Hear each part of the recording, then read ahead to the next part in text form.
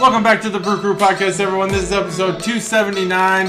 Back in the church room bar, as usual. We were back last week. Per usual. Back in the church room bar, and sinus season is in full swing.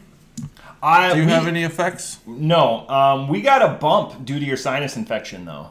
Yeah? Because we had less days since this podcast.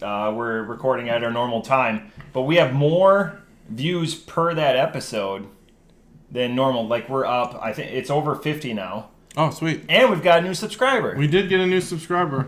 That's amazing. Welcome. So if you could break your arm or, like, ankle, or can we just put the body part that you want to see JT suffer through for the next week? Put the body part that you want to see me suffer through.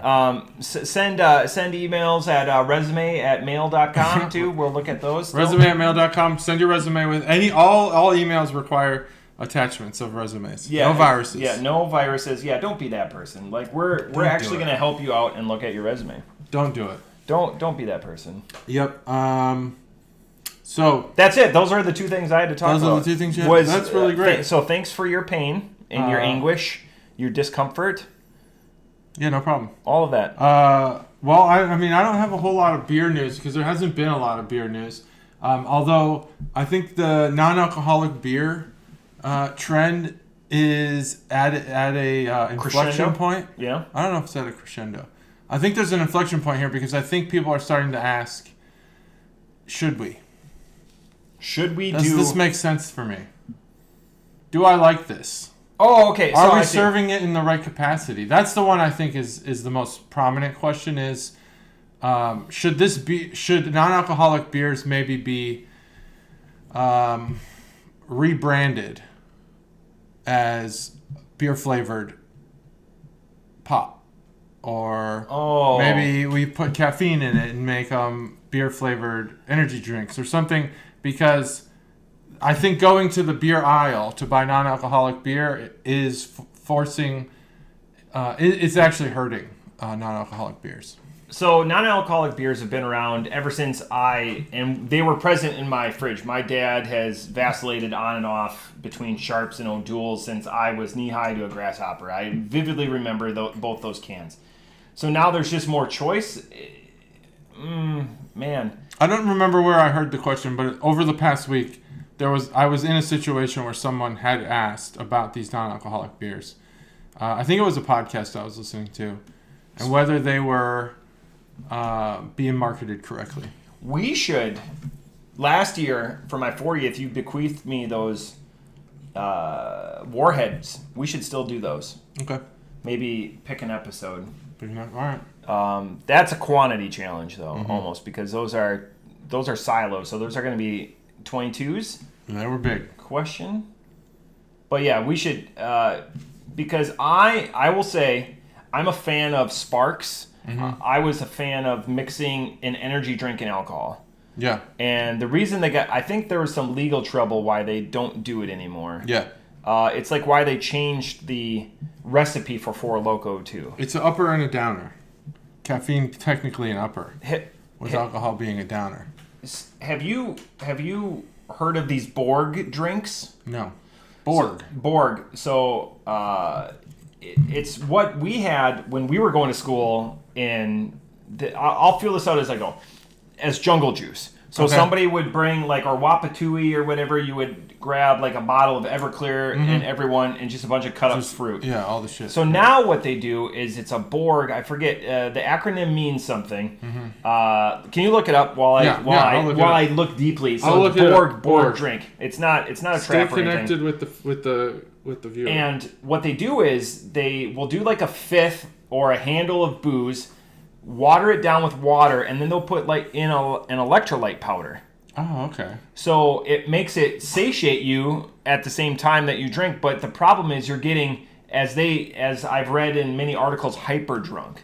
Yeah. So it's creating like these blackout situations. So instead of, I come from the days of college parties and red Solo cups. And then for like the second half of my college career, I would show up with my own six-packer, my own cooler. And I've carried that throughout the 2 decades since I graduated from college, where I will just bring over, especially if I know that the person's not going to, I just want to have my own selections or be able to give beer. But now people are walking around with water jugs filled with, like a grain alcohol of some sort, water, and electrolyte powder. Yeah. So it says a BORG stands for Blackout Rage Gallon. There we go, Blackout Rage Gallon. And it is a concoction often prepared in a gallon-sized plastic jug that typically contains vodka or other distilled alcohol, water, a flavor enhancer, and an electrolyte powder or drink. Yeah. So the flavor enhancer could be like a juice. Yeah. It could be like a Mio even. And it's often drunk outside at day parties, otherwise known as darties. Did you know? I didn't know Darties, yep. I didn't know that. That seems like a low-hanging fruit, kind of almost dumb. Well, Darty. Like, and we would do it, so I would never call it day drinking, but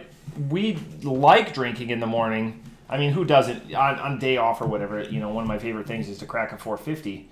But I've never heard, before today, I'd never heard of a darty. Yeah, me neither. Yeah, so that was that. But anyways, if we were still our old podcast, and this came up a lot, I forgot to tell you, there was multiple people that reminded me of what the podcast used to be named and how we didn't promote, binge drinking. And I feel like if we did a Borg on the podcast, that would flip the script. That would flip the script. Because, we try to be much more responsible. Like, we've had fun and, done power hours and stuff like that on the podcast. But a Borg would just smash all expectations and preconceived notions. I feel like you could get away with faking it with a Borg, though, which is good. I think that more people need to. I encourage all college-aged kids to fake it with the drinks. Oh yeah. Don't get so hammered that you're blackout drunk. What you should do is, if you're in a situation where you're not drinking out of a cup, just go to the bathroom and fill your can up with water throughout the night, because then you can still look like you're drinking. Be a part of it. And you're not so drunk that you make a mistake. That's the big thing. Don't make a mistake. With the Borgs, that's another... it seems like you could get away with vodka. So just fill it with water and flavor and electrolytes. Sorry, skip the vodka part and just be well hydrated. Because we had different 20s. Do you think drinking culture in an academic environment, be it college or people in their early 20s or whatever pursuing is it retarding a little bit? Because now I see more and more people reaching out on social media saying, hey, I'm interested in school X, don't tell me where the party spots are, though. They're looking for non-alcohol related events.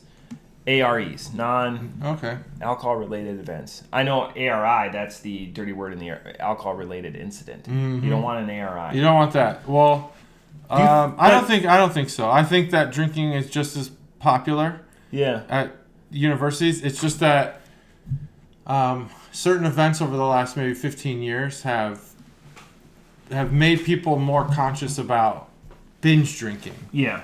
Especially with people they're not friends with. Frat parties, sorority parties, things like that. You don't want to get blackout drunk anymore. I've heard another phrase in the last 2 days that even though you don't keep count, your liver keeps count. That's true. Your liver does keep count. But yeah, like the Super Size Me dilemma. Have you heard about this? You're familiar with the movie Super Size Me? Mm-hmm. Now everyone, and Morgan Spurlock has come out and said that he was an alcoholic during the time. Oh, was he? And the doctor during it, and they won't recant it obviously, but the doctor said that your liver looks like fatty liver.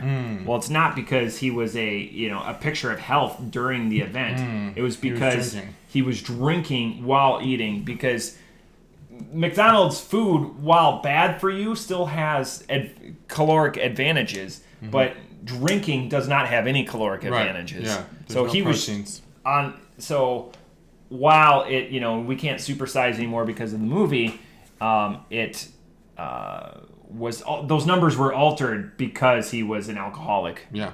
During the events. Interesting. I didn't know that. Yeah. That's very interesting stuff. So like the doctor was like, yeah, your liver looks like you are a 10-year alcoholic, and he was. Like, he wasn't forthcoming with that information. Damn. Well, it also turns out there was a lot of actual deception in that movie. Yeah. There's a documentary about the documentary on YouTube. I can't remember some of the other deceptions, but... Because he did another chicken restaurant in Columbus. Oh, okay. He's kind of shining a light on the chicken farms. Oh, like yeah. Massive. Farms. Oh, yeah. He might have been where I learned about the insane chicken farms. And the reason Columbus is because Columbus is the test city of the United States when it comes to restaurants and stuff like that. Oh, all right. And snack foods. Okay. Everything gets released in Columbus. I didn't know that. I did learn that there's a difference between cage-free and free-range chicken. Oh, yeah. Cage-free doesn't mean anything, really. No. They're still fucked up. But free-range, that's good. Free-range chickens. So anyway, we can get right into it. If you want. We can. Right, let's get to it. Let's do it. I'm excited. So, if geography, is it Texas and Oklahoma today? Nope, just Oklahoma. Just Oklahoma. I got a lot of Oklahomas. That's what I have to do. Several. It's all under the ice. This is going to be great audio. This is... Right next to the mic, too. Dave craves it. But there will be no denying that this is cold. This is cold. It has been under ice for many moons. And by many moons, I mean several hours. Even though a moon is a month. A clever name. Yes, so what we're dealing with here, the first one is Everything Rhymes with Orange IPA from Rough Tail Brewing, and that is out of Oklahoma City, Oklahoma. I don't know if the next one's from Oklahoma City, but I didn't prioritize geography within the state, so... That's fine. If it comes first... If you prioritize one, we want to meet you because that's pretty great. That's pretty neat. We're not going to tell you off because it's geography, and geography is valuable. You ready? Yep. All right. 3, 2, 1. I cheated a little bit. So Everything Rhymes with Orange IPA. Again, Love the name. Rough Tail Brewing. I wish I had like a wow. There was nothing for that. The design, I guess. I don't know if it's the design of the can or the beer. It's from Astro Bear, not beer, Bear. And it does have, it says best served 50 to 55 degrees. Whoops. Fuck off. It's under the ice. It's an IPA. It's an IPA. What do you want? That's basically heat. It's basically hot beer. Like in the show Detroiters. Have you seen Detroiters? No. Great show. In the first episode, I believe, they go to the bar and they order a beer, and the bartender's like, hot or cold? They look at it like, what? Like, that's so stupid. But then someone at the bar is drinking like a hot beer. I just want, Steph, when you take over as a producer, I want like, like Matt's shock moment, like freeze frame it or whatever. Anytime that JT goes, have you seen a TV show? You watch more TV as a successful, exalted... I don't, though. I've seen like 5 shows. Yeah, and you've seen none of them. No, I've seen none of them. Top of the like food chain type person, but you watch more TV than a stay-at-home mom during the 1980s. I definitely don't watch that much watching TV. Sally Struthers that has pursued her high school diploma. I do not watch that much TV. Like, truck driving commercials. Like, you would watch like the Sally Jesse Raphael, Ricky Lake, Lisa... Phil Donahue, back to back to back. Ooh, that'd be nice. I wish the old days were still relevant. I put on YouTube on random when I work now, just during the day because I need noise in the background. But I don't watch that much TV. Detroiters has the 2 guys from I Think You Should Leave as the main characters. The difference is that Detroiters is a scripted sitcom, and I Think You Should Leave is a sketch show. But it's just as funny. Hilarious show. I can't believe that you think I watch that much TV. It's incredible. It's it's like your shtick. What else have I watched? Exactly. So, Steph, aggregate those TV shows. Maybe he's not the best because he's with you on that. Again, why in a tulip glass too? Yeah, 50 to 55. No way. No way. Do you have an ABV on this? Let's see. It's not on the can. It's not on the can. What is with you peoples? I'll look it up while you give your thoughts. Wow, really quick. This. If you're not ready, I can keep talking because it's a audio podcast. Otherwise, I just sit here and look longingly into it. The orange, both on the nose and the taste, is not the pulp; it's the rind of the orange. Like if you would drink or you would make a beer out of orange zest, that's 100% what this beer is. It benefits from being cold. I wouldn't want this at 50. It's an IPA. What IPA? I just cracked a 2019. I was celebrating. I just cracked a 2019 120 minute this weekend. I didn't wait for it to warm up and get adjuncts. I drank that ice cold. Not necessarily this ice cold, but definitely below 40 degrees. I don't know what you would get. Maybe it wakens up some of the. This smells like orange essential oil. Again, it's not the sugar. It's not the fleshy. Did I say nothing rhymes with orange? Because I meant everything rhymes with orange. I thought you said everything. Did I? Okay, I can't remember. The lovely people at Roughtail would. I wonder if they work at all with Prairie Artisan. 6.5. 6. Sorry, Stacy. 6.5. 65 IBU, in case you're wondering. Yeah, so right there, IPA Pale Ale-esque bitter units. This is, I would say,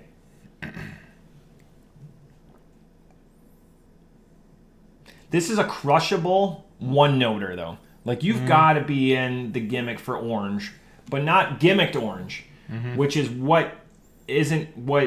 it's going to reflect better on this beer, because if you know one thing about Matt, JT loves TV shows. Matt hates fake orange. This is not fake, because they didn't try to replicate the flesh of the orange, rather. I think you like TV shows too, but I think you just use less of them in references. Yeah, like I can't reference I think it's not Hell's Kitchen. Why couldn't you? There's plenty of stuff that goes on in Hell's Kitchen that you would want to reference. You donut? Yeah. See? Yeah, there we go. See, that's something. Hey, have you ever seen Hell's Kitchen? No. Well, this reminds me of a time where he called him a donut.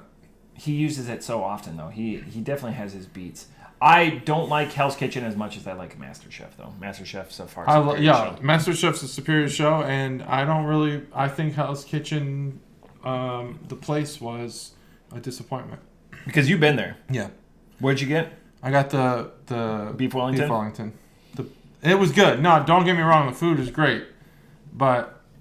were you there when they were filming, or no? Because no. that's all I wasn't there when they by were filming. appointment and everything like that. You can't. No, we walked in. Oh, we had a reservation. No, we did not. They weren't filming. But that was one of the places where I felt where tipping was most egregious. Oh, really? Yeah, because it was evident that the service I've gotten better service at Denny's or places around here like Tanks. The man came up, took our order, and that was it. Basically, brought our food. Like what constituted a 20% tip? And this 20% tip is fucking gigantic. But the waiter, I could see the waiter. It's not like they go in the back, and you don't see him like working really hard. He just stood there the whole time.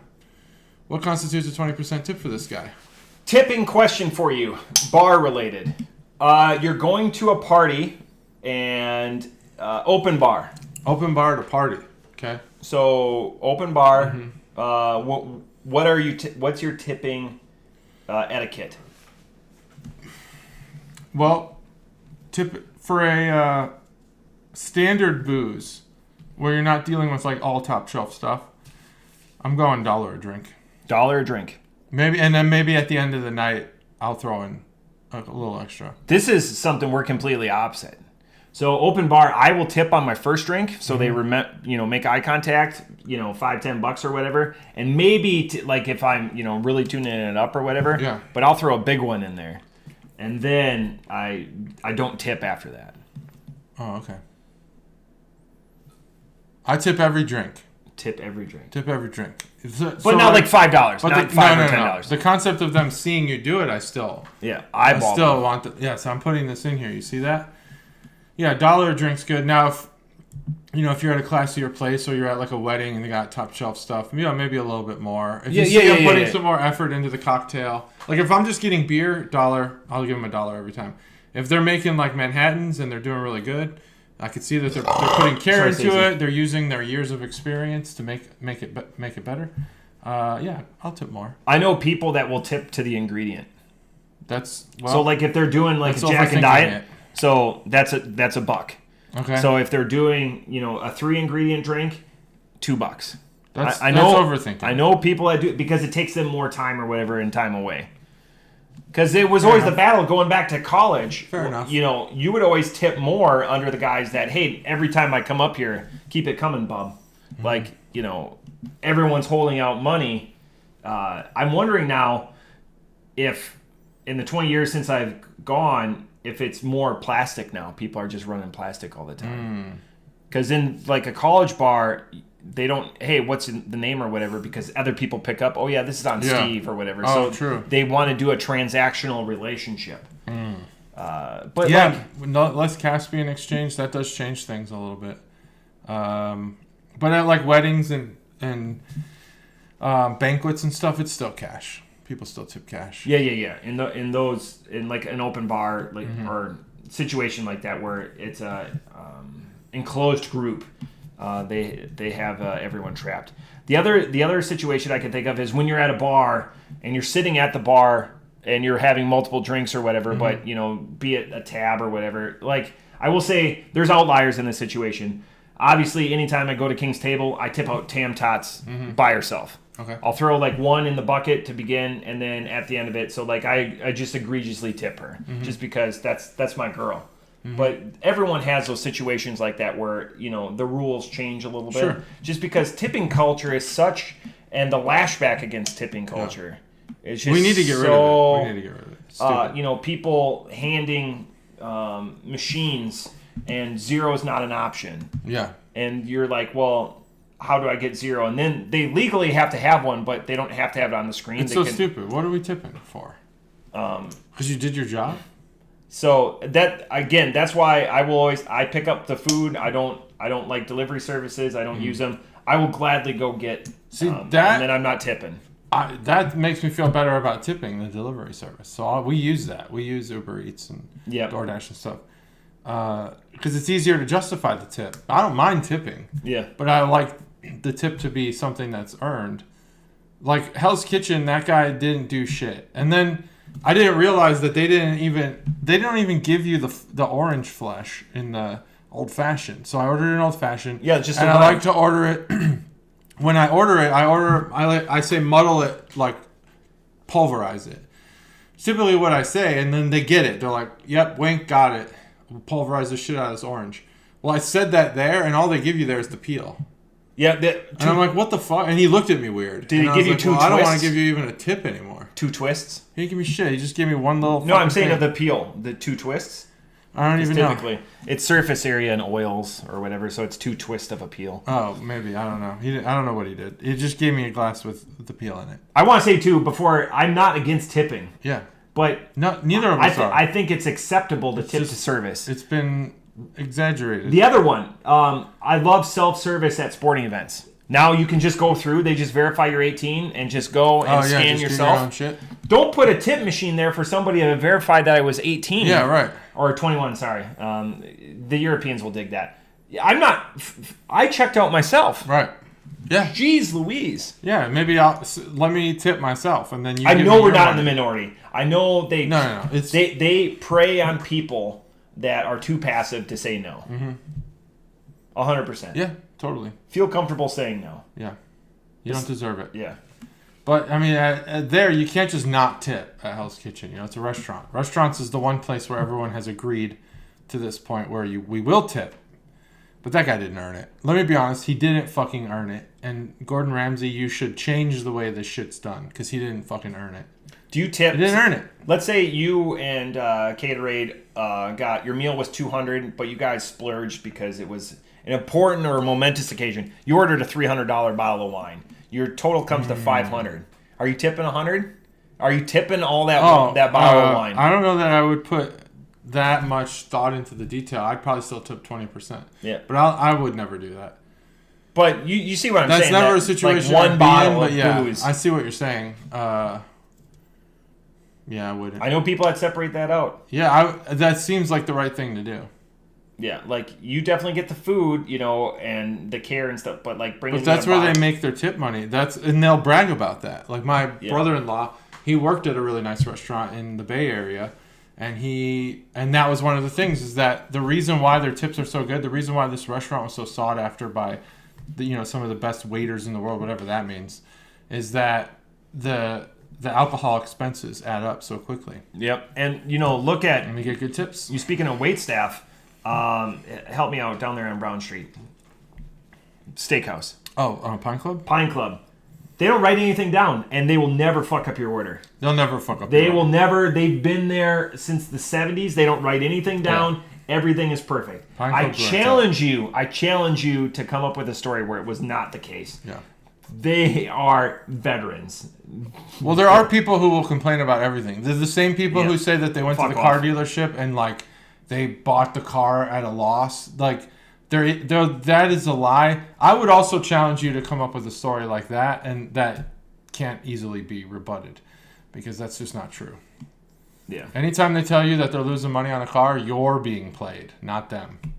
Keep that in mind. We are addressing and correcting all of society's issues. Yeah. And then we'll get to sports eventually. Tipping is just, it's insane. That place made me realize it more than any other place that I've gotten exceptional service from places like Hasty Tasty on Linden. Mm-hmm. Exceptional service, like people putting care into our order, and I've tipped to the bill. Oh yeah, and I tipped to the bill at Hell's Kitchen and felt no personality. I felt no, I don't know, just nothing about it felt good. And I tipped this guy 20% because that's kind of where I had to be. It was sterile. It was a sterile experience. Yeah, I should have just taken that same amount of money and just given it to the lady at Hasty Tasty. Yeah. She would have appreciated it more. Fuck that guy. Looking at me all weird because I asked you to muddle my orange. Make a fucking old fashioned the right way. What do you think his name was? Probably something French or something. Yeah. Maybe his name was like... Fuck you, maybe like fuck you, Pierre. Jesse or something. Jesse's got it going on. All right, so I'm going to What name is Jesse short of? Jesse James. All right. That's it. That's the answer. So you want me to give my thoughts and then you'll can boner it? Because I'm almost done with this. Yeah, I'll can boner this. Okay. All right. So off the top rope, this beer has grown on me. I think it's grown with the anger that talking about all of society's issues. I dig it. Has it grown because it's warmed up? No. I dig it in spite of it being orange or whatever. It's just a citrusy or citrus forward, citrus assertive IPA coming in at 6.5%. It was really good chilled. That's going to at least be worth a good 0.5. Off the top rope, I'm going to give this a 4.25. I dig this. At first, I didn't because I was dissuaded. I was like, the orange, this isn't going to deliver. If I take that away and just think that it's the orange rind and it's the bitter citrus rather than the flesh and the sugar and the sweetness, that's why I dig it. But that's the only note that you're going to get. I don't get an assortment of floral flavors. Fuck that. Off the top rope, 4.25. All right. Let's do it. Can art.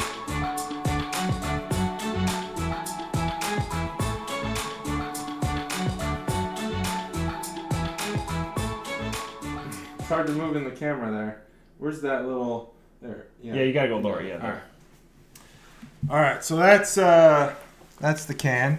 Now, the Can Art Boner segment brought to you by, who was last week? Chuggalo Mike. Chuggalo Mike. With the nerdy dancing. Hell yeah, nerdy dancing. So there's an orange on the front, and if you look at Rough Tail's logo, the orange is being peeled as a lizard. It's pretty interesting, pretty nice, cool little art effect there, is that the orange peel is in the shape of its logo. Hazy, juicy, aromatic, barely readable. But it is, that's it. It's everything rhymes with orange IPA. Great name. I bought it for the name. If we want to talk about why did I buy this beer, it's for the name. Hey JT, why did you buy this beer? I bought this beer because when I saw the name, I was like, that will be good conversation. Because everything rhymes with orange. Eminem famously did an interview, I think with probably MTV, back when MTV had like MTV News, Kurt Loder. And he named all the things that rhyme with orange. Like porridge.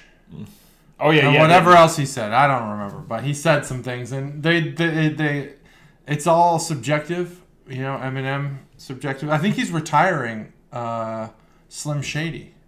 Really? So he's releasing a new album, and he's retiring the name Slim Shady. I think he's just going to be Marshall Mathers now. So that's an aside. That's the Can Art Boner segment, brought to you by Chuggalos Mikey. It's scary. Untapped now has drinkers who are near you. Oh, shit. And you popped up. Oh, I popped up? Yep. Good, because I'm near you. I wonder if we could get even closer if it would say you're touching him. You're about to be murdered by another untapper. Untapper. Whoa. Oh, no. That's, what's Stev's dad's? Chuggalo. Crap. Give me a second and I'll remember. But anyways, I was like, oh, Stev's drinking 6 hours ago. No, it's Stev's dad. Oh, what's his screen name? Stephen M. But yeah, no. Brew Buffet. Oh, nice. 1969. So the website is pretty good. It's not my area to really talk about, but the homepage has all the beers that they have. So that's easily accessible right there. Boom. All the beers that you brew. All the beers they have. I like that. They have some good ones. But sometimes you got to go to like our beers or something. But nope, it's right on the homepage, which I like. Don't make me go digging. Yeah. Come on. I'm not going to go chasing beer waterfalls. Mm-hmm. Now the flavor of this beer is crushable. I agree. It is crushable. The colder the better. I don't know what this 55 degree bullshit is. Yeah. I don't want any of that. I don't want it to be served in the tulip glass. I want this beer to be served in a can or in a pint glass. I will say, if you want this beer to be 55 degrees, that's a 0.75. That's a terrible. Why would you want that? I don't know where that comes from. Maybe I could see maybe as it gets warmer, some of the orange comes out a little more. Because when I first tasted it, when it was ice cold, I was thinking, I think the orange is an illusion from the hops. But now I'm seeing that there's flavor added.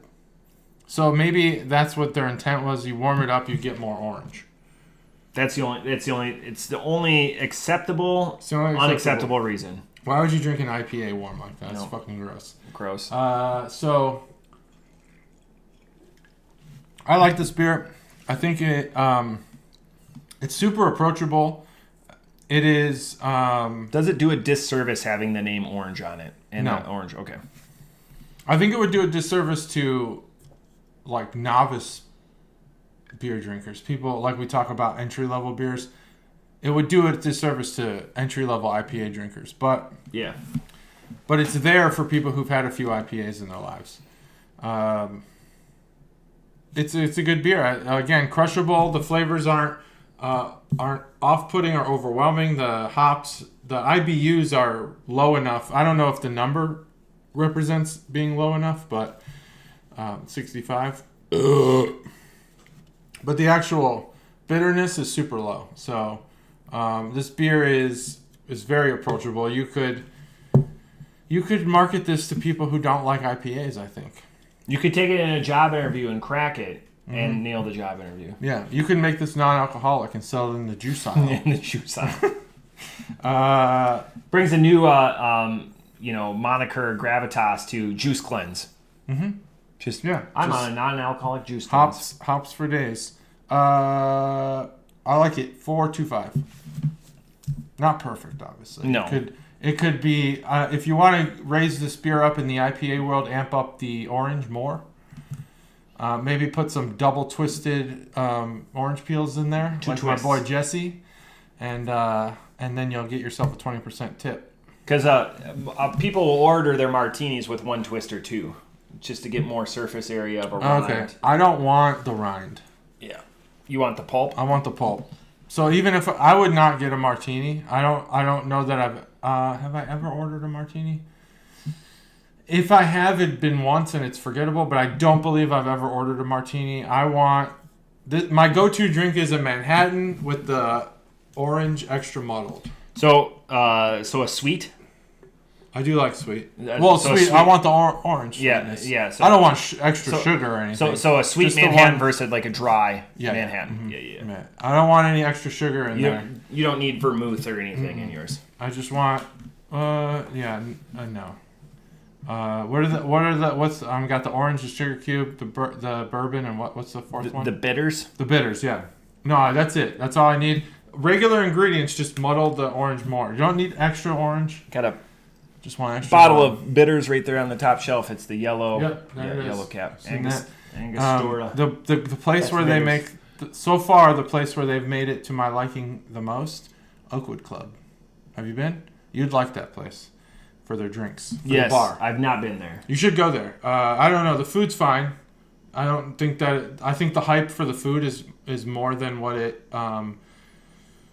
provides. Though I've enjoyed the food. I'm not saying it's bad. The bartender, he is second to almost none as far as making cocktails. That's why we never got to go to Japs when we did the Bobo in Cincinnati, but that's the best craft cocktail bar I've ever been to. Okay.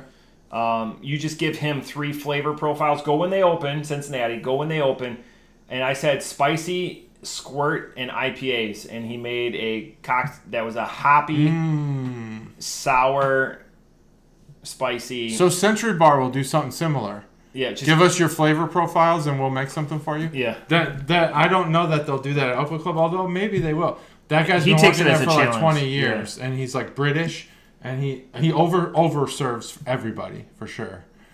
So you're definitely gonna get a boozy drink, but yeah, he makes it right. But that sounds cool. I want to try that. Yeah, Japs, Japps. I did a similar thing at right outside the Fountain Century District. Bar. It happened to be around Christmas time, so whatever I said, he wound up making me like a bourbon eggnog that had whatever other flavors I'd said. I don't remember what they were. It was awesome. Yeah, Century Bar's the shit. It's hard to beat the seasonality of like brandy slushes, Tom and Jerry's, eggnog served it like Christmas drinks are on point. Yeah, they are on point. There's so many good. hot, cold, whatever trips your trigger. All right, beer 2. Beer 2. I just like so much. More noise for Dave. Another splendid named beer, splendidly named. I just dig the amount of ice. Honestly, I looked at the temperature today. I worked today on site, which... He worked today. He didn't watch too much TV. No, I didn't watch too much TV. I watched only TV for most of the day. Not all of it. No, I had to work on site. I don't really watch that much TV. But I worked on site, and so I was like, it's going to be 86 or whatever. This is definitely not going to last all day in the car. Well, holy shit, it lasted all day in the car. You can hear it. This beer is called F5 You can hear it, Dave. You can hear it, Dave. Dave can hear it more than anybody. He could probably hear it before it happens. Yep. I'm going to get a message from him. Coop Co-op, not Coop. Although it could be Coop if your name's Cooper, Cooper, and people call you Coop. I was hoping that you would go that way with it. And I was like, obviously it's co-op. But Co-op, yeah, I figured it out right at the end.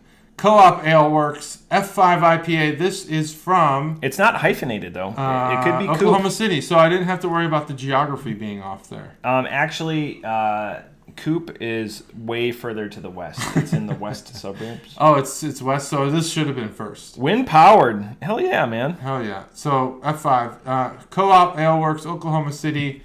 It is... F5 is a belligerent... I'm writing that down right now. Reckoning. I love that. That's a really good phrase. Turn a phrase? I don't know. But yeah, so we'll talk about all of that and more coming up next. Just trying to write it down. I just like that phraseology. Yeah, it's really good. Ready? Yep. 3, 2, 1. Perfect. Ooh, I like this koozie. Yeah, right? About time you comment on my koozes. I comment all the time. Different. It's a different hop, so that's good. Different hop profile and everything. As you know, Oklahoma is home to many a tornado. Yeah, I was going to make jokes, but, I mean, they just had one. They had one yesterday. Yeah, last week. We had tornadoes that affected my connectivity. I think I brought it up, that shut us down up in Minnesota, even though the tornado happened in Omaha. It destroyed a fiber line, so... They don't open until 4 on Thursday. See, that... Wow. Yeah. Yeah, that's crazy, huh? I understand. They know their clientele, so... What are people going to do for Wet Your Whistle Wednesday? Yeah, what are people going to do for Wet Your Whistle Wednesday? Thursday. I'm glad that... Because that's really when... There's so many people... I can't do it anymore. There's so many people that make bad decisions on Thursdays or whatever and still are able to go into work. And God bless you. I'm not at that point in my life. They got their whole staff on here. There's a lot of people. Do you think it's Coop or co-op? There's no Co-op. hyphen. It's co-op. It's co-op? It's got to be co-op. But Like chicken coop? like logo is an anvil. These are the important topics to discuss. That no other beer podcast is going to talk about these types of bits. The about us is just people. It's just all the people. There's no actual about us. Look at all those people. That's a shitload of people. People do make. You know what? That's the best about me page I've seen. You got all these people. There's some good-looking people. And what year did it start? I'm always curious on what year. I don't know because nothing's on the about me page. Let's look. Let's see. Careers. We should almost. Do you think we could have like an Alexa or a Google and for these real hard-hitting questions? Let me ask ChatGPT. Yeah. I'll ask ChatGPT right now. Let's see. What year did Co-op Ale Works start? Do you think it's actually a co-op too? Is that why there's all the people on there? Maybe. That's a good question because the About Me page doesn't say anything. It's just all people. So is it a co-op? Fuck if I know. It's unknowable. It says so. ChatGPT now visits websites. I didn't know that.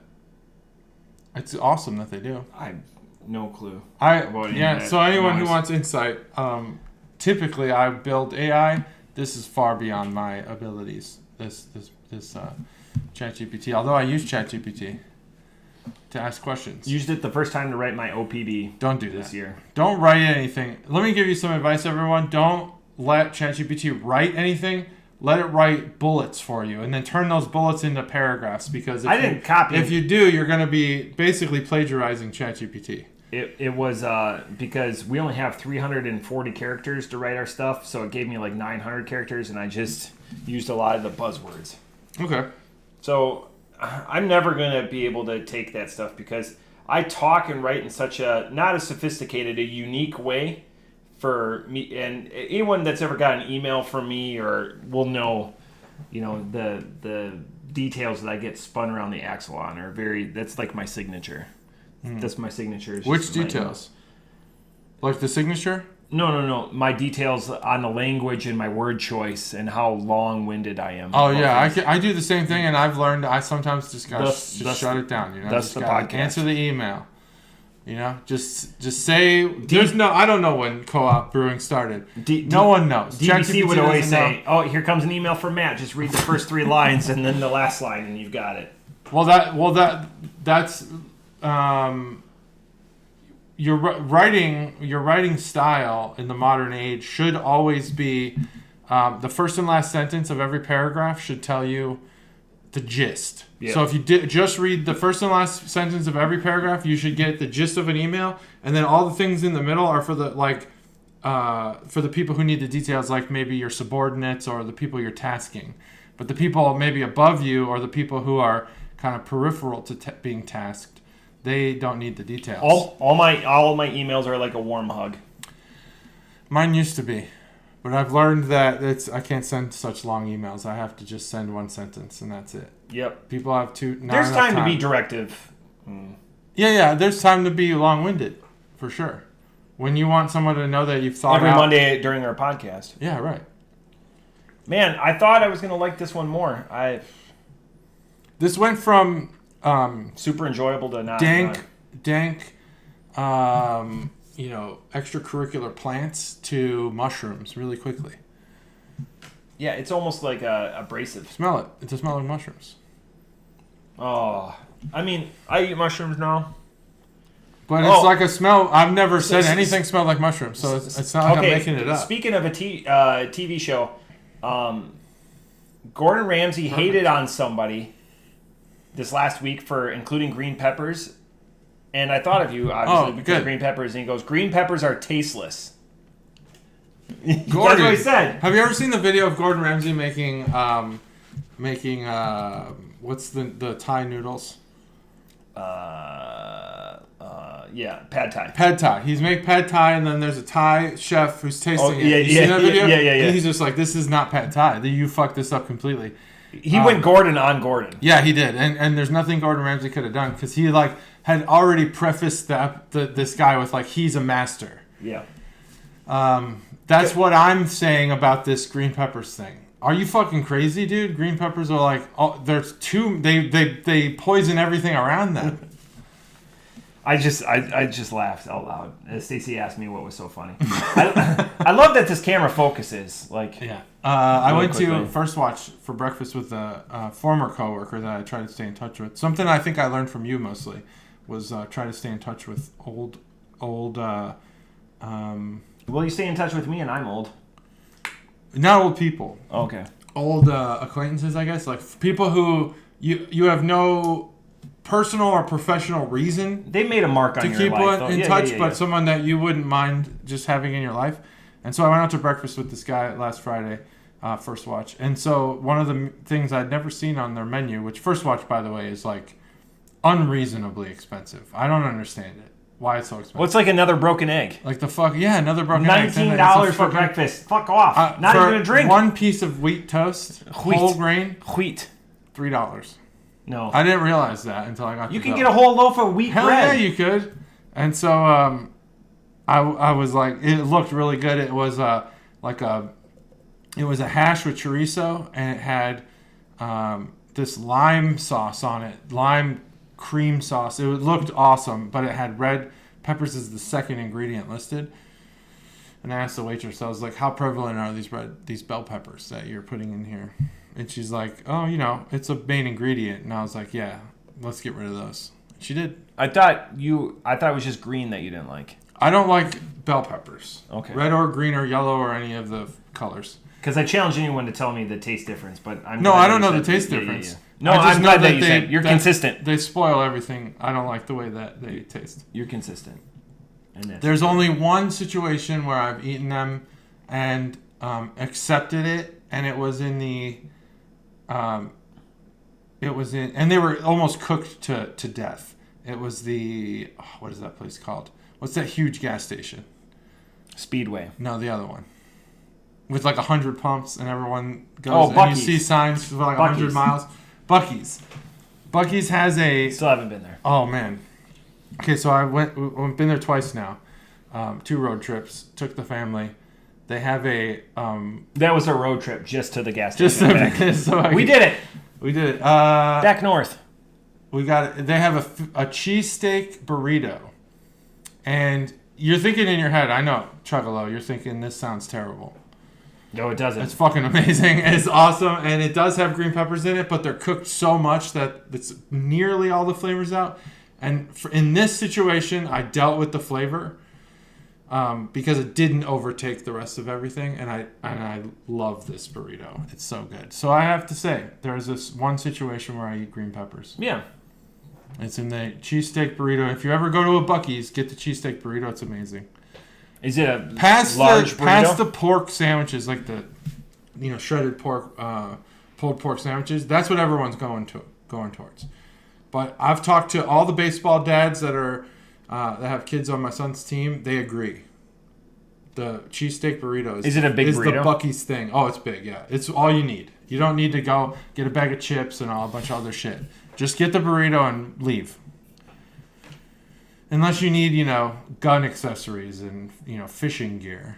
Usually I always put, like, in the bottom, like, how this is a wide-ranging episode. I finally feel like this is one of those ones that we're just all over the fucking... There's been a few. This is zany, one of them. Zany. This is one of the pods. If you have thoughts on Buc-ee's, let me know. Because they're wild. Send your resume. The shit they have there is crazy. It's going to be scrolling. We're working on the scroll. It's going to be down here on the bottom. I would say that like the gas station part where they have like, drinks and candy is the least visited part of a Buc-ee's. They have like knickknacks, T-shirts, fishing gear. Yeah, it's like a Walmart gear, Cracker all kinds Barrel. Of shit. Yeah, that's exactly right. And what's the? Sorry, Stacey. They just opened up. The East Coast, not Wawa. No, not Wawa, but... you drive by it on your way home. Yeah. Gosh, what is it? Right next to the bowling alley. Yeah, I know. I can't remember what it's called. I just commented on it last week. I haven't been down there. I just asked my wife something about it. It's not AM, PM. It's not Wawa. What the fuck is it? We'll figure it out. But anyway, gas stations, they're getting crazy. Again, they don't make any money off the gas. They need you to come inside. They need you to come, and you do, because it's interesting. That's why, like, I have 45,000 Speedway points. I just go in and get 2 breakfast. They're $1,000 a piece. I haven't paid for a breakfast sandwich from Speedway in years. I do like Speedway's breakfast sandwiches. Yeah, not the muffins. No, not the muffins. Yeah, way sandwiches. too dry. Yeah, Sandwiches. The muffin, not the biscuit. Sorry, the biscuit is the one that's way too fucking dry. Oh, I see. Because they just sit there. Yeah, and dry yeah. out. No, like the like Egg McMuffin version from Speedway. Anyway, This beer tastes raw and unrefined. so F5 IPA. It's not. We're talking about Co-op Ale Works. ChatGPT doesn't know shit about Co-op Ale Works. They have a lot of staff. They're doing well, probably. And we talked about Oklahoma last week because Prairie Artisan, great brewery. Yeah, I think Oklahoma's probably got a good craft beer scene because we're seeing quantity. There's money to be made on beer. I think of Oklahoma and Texas definitely as more of a cocktail state rather than a beer state. Besides their swill, not a craft beer state by far. I don't know. I see Oklahoma as a craft beer state. But Prairie, don't worry, your crown is safe from these yahoos. Damn, I think Co-op they're probably good people. They're not yahoos. No, like they probably there's 3 people on that list that still their primary email is probably at yahoo.com. That's why yahoos. I say it in a loving way. Oh, okay. Let me check. Oh, yeah, it probably they're all yahoos. They have resume at yahoo.com. We were going to use it. That's why we're at mail.com. So F5 seems to be their main thing. That's their main thing. Then they have Horny Toad Blonde. Yeah. Saturday Siren. There are a lot of tornado themed beers. 66 Lager. Route 66 does go through Oklahoma, I believe. DNR. Do Not Resuscitate. Man, this is a very morose, like... Ice Chest IPA. That one sounds good. That's like calling a beer 911. Here's some of their seasonals. Let me see if there's anything worth 911 repeating. Lager. Peach Pageant and Alpha Hive. Let's see. Oh, they have a F5 variety pack. F5 Grapefruit, F5 Hazy, F5 Imperial, and an F5 Juicy. I want more grapefruit beer. I really do. All right. Well, you can get the F5 Grapefruit. Grapefruit is far superior. Oh, they have a limited series too, which looks like it might actually be legit. Oak Age Sour. So they got an oak foeder. Yeah. Farmhouse Ale. Okay. They got a Brute India Pale Ale. They got a barrel-aged sour brown ale. That's weird. Sour brown ale. We've never had one of those before. Now that would be a new beer for the podcast if you want to. This last weekend I had a sour brown in the toilet. You sure it was sour? Oh yeah. All right. It made a sour face when it came out. Oak-aged sour with mulberries. There's some decent stuff on here. I'll be honest. I kind of want to try this. Berliner with cherries. That's one of their specialty, like the limited beers. Oh, this one's aged on Amberana wood. You know what that is? Yep. It's a type of wood. So there's some good stuff in here. Gingerbread stout. That sounds like it could be good. We've had a couple gingerbread stouts. They have a lot of these guys are brewing like a lot of beer. So these breweries in Oklahoma, they're not just like your fly-by-nights. Like the New Mexico one, I felt like maybe they've brewed like 3 beers ever. These guys, that's why it's important to know the age, like how. Yeah, well, we don't know recipes. how old they are. It's unknowable. Probably now this brewery, I did find that they were born in 2012. Rough Tail. F5. I think there's only like 5 people that drink beer there. So in Oklahoma. Yep. I'm sure there's a couple more. All of the Tornado Chasers. They drink beer. Twister 2 is coming out. Oh, I heard. Is Helen Hunt in it? No, unfortunately. Is she alive? There's no way. So I just found it. Coop Ale Works 15th anniversary party. Oh, okay. Well, look at that. All you gotta do is Google. Are you over 21? Nope. I just want to see when it was. He's looking at that, and I'll read a little bit. Well, you know what? I'll just show you the can. Maybe he can read while I do that. Yeah, 15th anniversary this year, so 2009.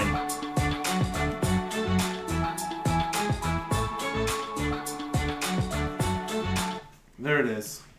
The Can Art Boner segment brought to you by Chuggalo Mike. Chuggalo Mikey. Chuggalo Mikey. I didn't want to say Mikey just in case. He doesn't like it, but it's just he needs to accept it. Just in case. All right. It's got an F5 tornado and a radar screen, and that is the F5 Can Art. It also has some words, so I'll read those. A straightforward malt body supports this distinctive bouquet of Columbus and Falconer's flight hops that impart citrus, grapefruit, and pine notes characteristic of a West Coast style. F5 is a belligerent hop reckoning, which is an awesome statement. Coop Ale Works is actually further west than Roughtail. Wind powered. Roughtail's in the north part of Oklahoma City. All right. India Pale Ale, wind powered. Government warning. We drank them out of order, JT. IBU 85. Alcohol volume 7.1%. All is lost. SRM 11. What does that mean?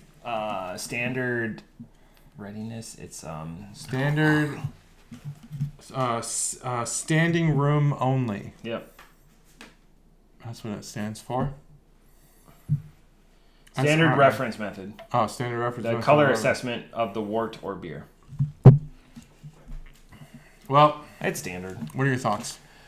All right, so I thought I was great. I thought at first, so this just goes to show you that don't read a book by its cover and don't judge a beer by its first sip unless it's completely dynamite, because that's accurate most of the time. So I didn't like the Roughtail, sorry Stacey, to begin with, and it improved over time. Mm-hmm. The F5 has decreased over time. It just feels unrefined, unfinished. It feels rough, like a rough. It's the MG. It feels like a gravel road. It's the MGD of IPAs. Oh. Where it's a robust, I don't know about hair that. on your chest, manly drink. I would say the more, MGD, huh? It's like taking your hand on a piece of unsanded and just getting a bunch of splinters in it. And choking That's what you think, huh? Choking on the splinters. I don't know about that. I do like the reference, but I don't know. I looked it up. Choking on the splinters. Not master splinter though, because that would make you in a non-monogamous relationship. If you were choking on master splinter, you know what I'm saying? Yeah. Non-monogamous. Anyway, polygamous instead of monogamous. Yeah, there's people working on getting that legalized, and I have to say it won't happen in Ohio. It will maybe someday. I think Ohio's probably middle of everything, progressive to conservative. I think that, they're in the middle. We're not going to be the first to have this law, but we'll be in the middle. Like the same thing, we just voted on abortion rights in the state, which is not the first, but it's certainly not the last. Not polygamy. I don't know. I don't think that's gonna. One wife is too many. I don't think it's gonna pan out. I like what you did there. Pan out. I didn't do that on purpose, but I'm just thinking from a tax perspective. The government wants to fuck you as much as they can, and if you're already doing like either married filing jointly or a married filing separately, there's you're implying that there's two tax filers in the house. If you're in a polygamous relationship, your household income, they're going to tax the shit out of you. Because right now they base the tiers off of a dual income household. Yeah. Single or dual. Well, what about triple? I feel like in these situations, I'm not trying to be a point shitter or whatever. We need to work big to small. Like, how much of society is affected by polygamy? Like, not much. A tenth of a percent. But what if there's benefits? That's the thing is, I know that this is controversial to some, so I don't want to like offend anybody, but yeah, polygamy is one of those things where you could still be like a faithful married man. Yeah. And let's say that household income was based on like two income earners, like the first two. Yeah. And then so you could bring in a third that's making like a gajillion dollars a year. And they could basically get away with At that point, you know what I'm saying? Like, there's tax write-offs, and you just like, well, our household is only made up of the first two. At that point, the effort begets them getting the cut. There's no way that's going to be the case. Because they're going to figure it out. In the military, I mean, you have people that get married in fucking tech school just for the set pay. Yeah, And like, it's not a faithful marriage. So here's the thing: when they say they're off going to Pound Town, so you hear sometimes that like somebody in Washington D.C. is a what is the right word? They're like a master, not politician, but debater. Not a debater, master debater, or a master. What is it? I can't remember. Just like a policy maker, and they're not talking about their ability to be like elected. Yeah. What they're talking about is their ability to make bullshit laws, and just figure out. Like, the reason the tax code is the way it is, it's not because it's just, well, we're a complicated society. No, it's because it's fucking difficult to cheat. Yeah. And for certain people, and then it's really easy to cheat if you're other people. That's where, like, you have, like, these people, like, and I'm a Bernie Sanders fan, that are like, income over $1 billion a year should be taxed. No one makes $1 billion a year. Like, you can say that, and, like, everyone's like, yeah, that makes so much. No one, for their income... No one makes $1 billion. Right. No one. They say they. Their income. No one. That's true. In an income makes $1 billion a year. Well, that's what's funny is that like they say that like the extreme left, extreme right are the differences here, but that's actually I think the extreme left and extreme right on actual policies they come together because it's like Bernie Sanders will be like the tax code's too complicated. Yeah. We should just tax everybody at like 9%, and then the same exact thing is being said on the far right, where they're saying like the tax code's too complicated, we should just tax everyone at 9%. Like it's the same thing, different messages. One's like, you know, we want to tax billionaires equally, and one's like, you know, everyone should pay their fair share. But at the end, it's the same outcome. It's so weird. Fucking politics are weird. How did we get there? I don't know. Yeah, that's just. Did you score this beer yet? No, I can though. No, you can keep talking. Okay, I'll just keep talking. No. So, anyways, the rough tail increased in my how much I appreciated it. The F5 decreased. I mean, we'd be remiss to say, you know, Brock Lesnar. It's a beer obviously named after Brock Lesnar. Mm-hmm. It's just rough and unrefined. Man, I'm shocked at what I'm going to say. Off the top rope, it's a 3.25. I can't believe that the Orange IPA is far better than the F5 IPA. Yeah, it is. Where'd my pencil go?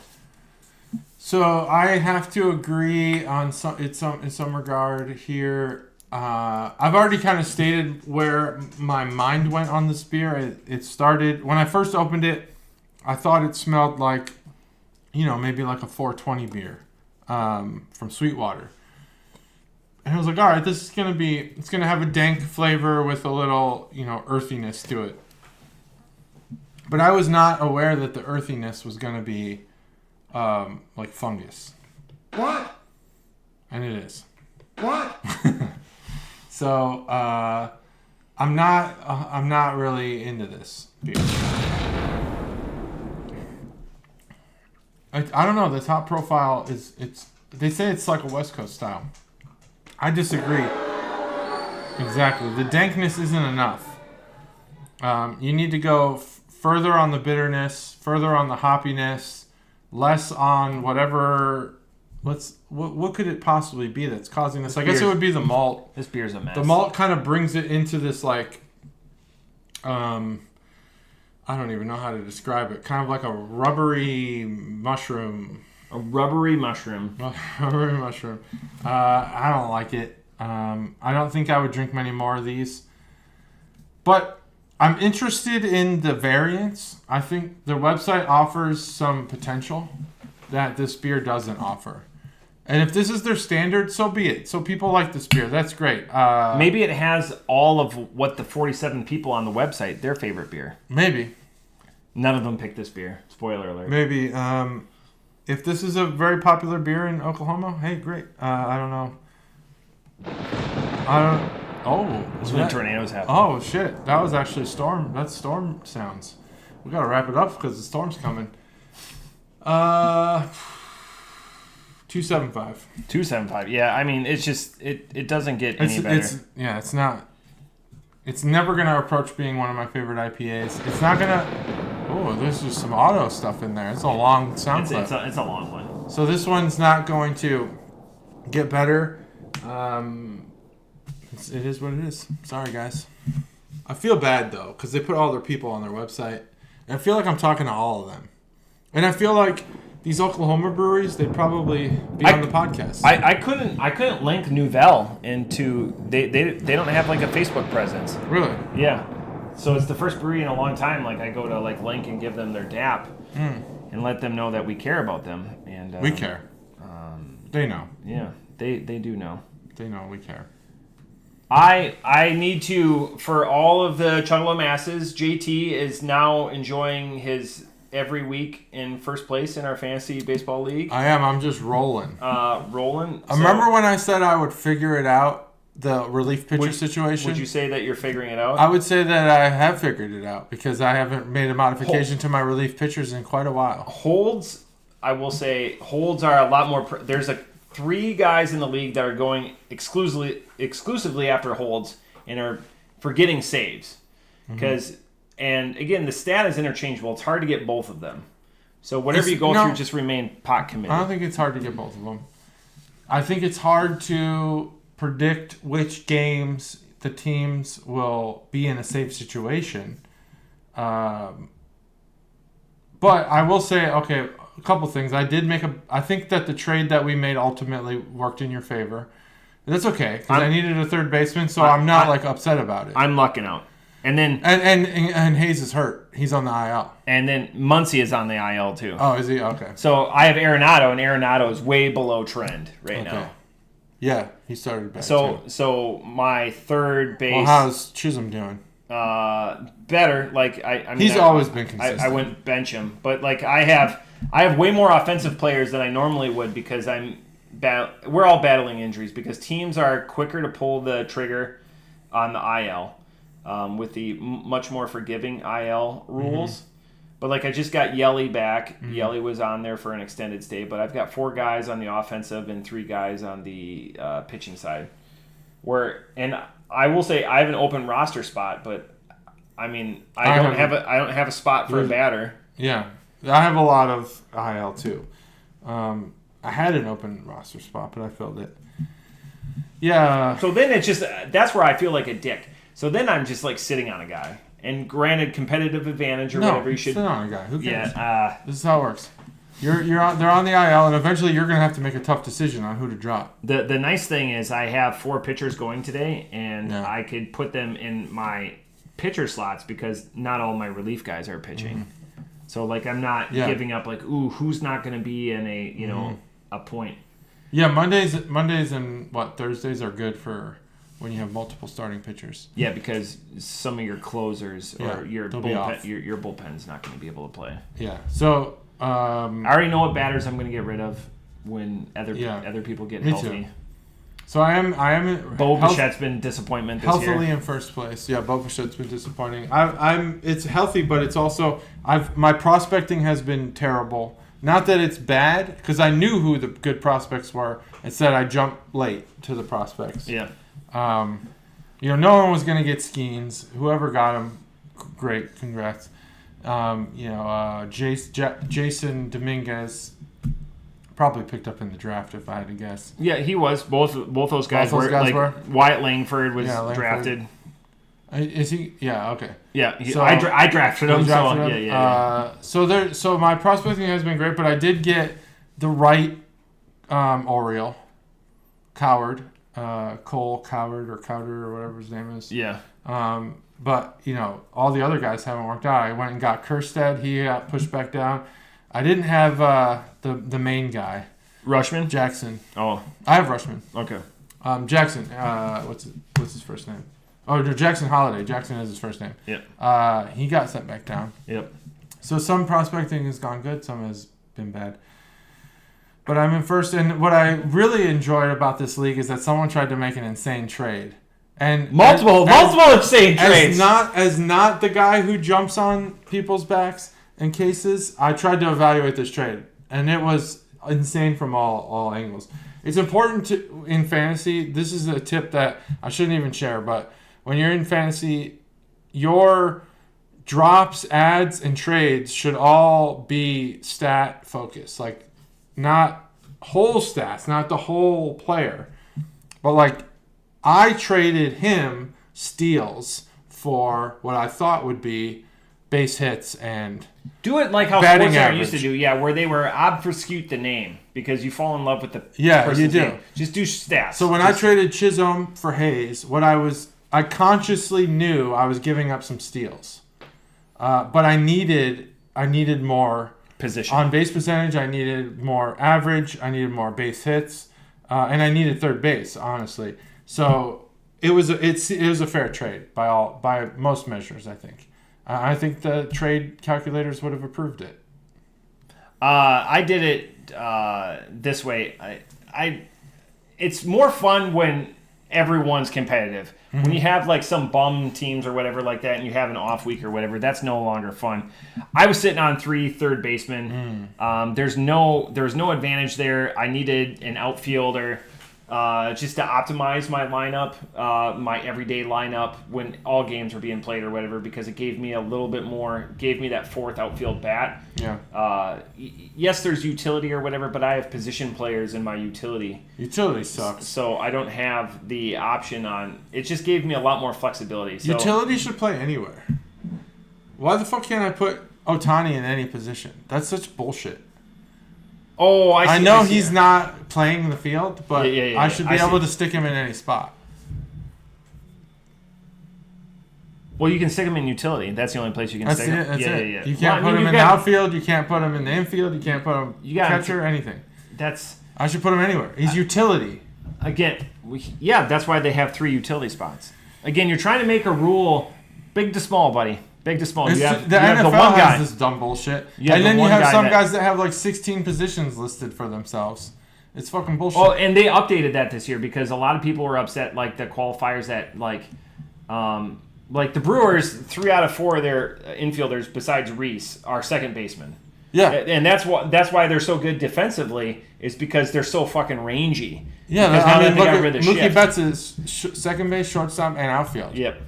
Fine, I'll take it. And sometimes on the free agent, I would make decisions based on that. 100%. Like Brandon Drury had like 4 positions, including first and third, which are hard positions to fill. Brandon Lowe. Another one. He's a 4 position guy. Not anymore. Guy. I think he's only got 1 now. Yeah, but they used to qualify guys like that. And then, back when you would get guys, the frustrating thing on the flip side is when they kick a guy to the bullpen and he's a starting pitcher or whatever. Oh, yeah, and they don't update it? Yeah, or like a guy is a long reliever, so they just give him pitcher, but he's starting games, and you can't stick him in the starting pitcher slot. So then he takes...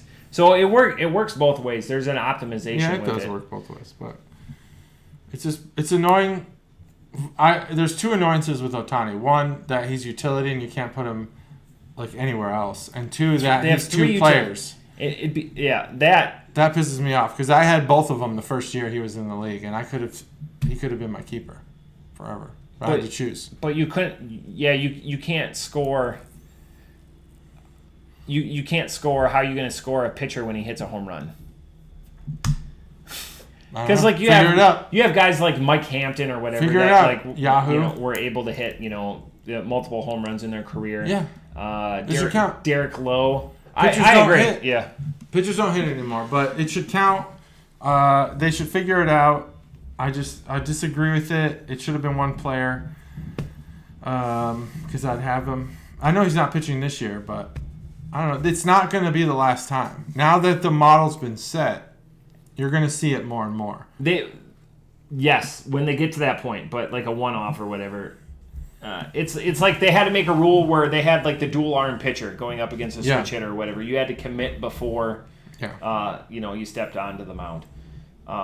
Which is clever. I like that. Just being able to that duality, being able to pitch with both arms is amazing. I've got so many other thoughts. I am really thirsty, but I've had 3. Mm-hmm. The other thing I want to say is I'm super shocked that LA Knight lost in the King of the Ring tournament. But to Tama Tonga, a guy that's been in for a month, but is really good.